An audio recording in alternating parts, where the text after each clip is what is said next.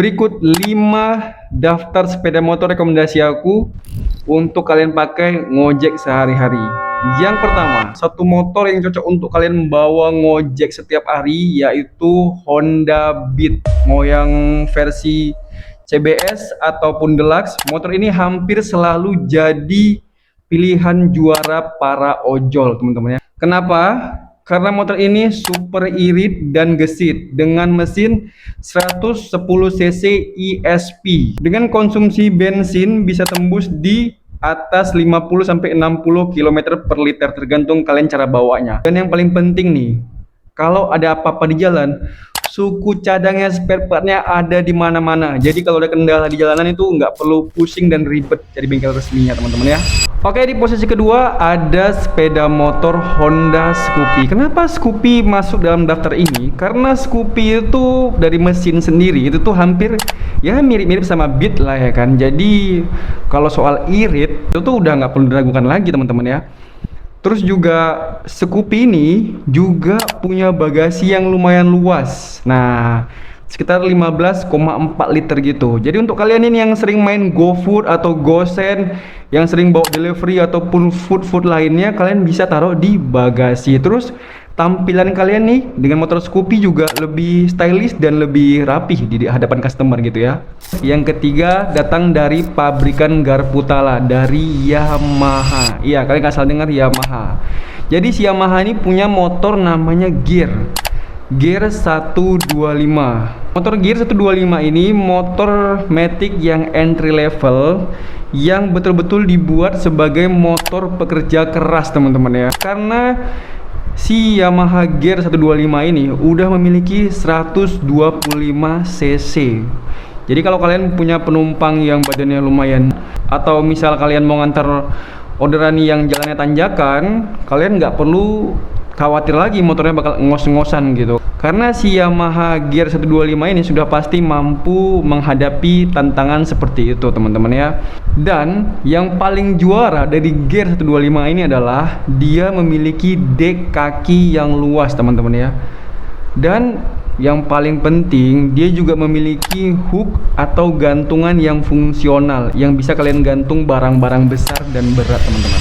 Dan rekomendasi motor untuk ngojol yang keempat ada Vario, Honda lagi ya, Vario 125.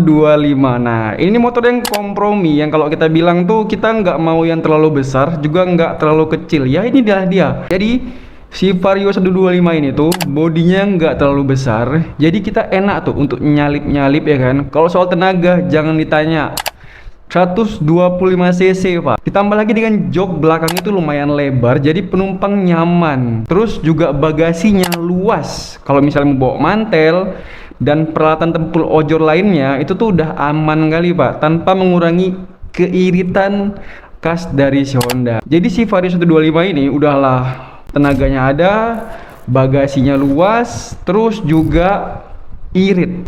Nah, di rekomendasi motor ojol yang kelima ini motornya para suhu ojol. Apalagi kalau bukan Supra X 125 Fi. Nah, ini tuh motor yang sampai sekarang masih dipakai sama ojol ya, di bawah gempuran motor-motor matic tadi yang udah aku sebutin di atas tadi. Kenapa aku bisa bilang kayak gitu? Karena si motor Supra 125 Fi ini, kalau soal ketangguhan jangan ditanya apa ya. Soal ketangguhan, soal keiritan itu kayaknya ini motor yang paling hemat yang pernah ada gitu ya. Aku di lapangan banyak yang bilang mendingan kalau mau ngambil motor untuk ngojek Supra X 125 Fi aja, karena irit dan tangguh, teman-teman ya.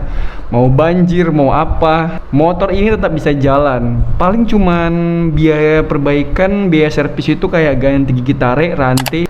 Nah, jadi kesimpulannya, kalian itu mau ngambil motor yang mana? Terserah kalian, sesuai budget sama kebutuhan kalian. Kalau kalian mau ngambil motor yang lincah tapi murah, kalian ngambil Beat. Kalau kalian mau yang stylish, rapi, dan terlihat lebih mapan, kalian ngambil Scoopy. Kalau kalian suka motor yang kerja keras ya kan, yang maksudnya barbar gitu ya, kalian bisa ngambil Yamaha Gear. Kalau kalian mau motor yang tenaganya ada, tempat duduknya nyaman, terus bagasinya luas.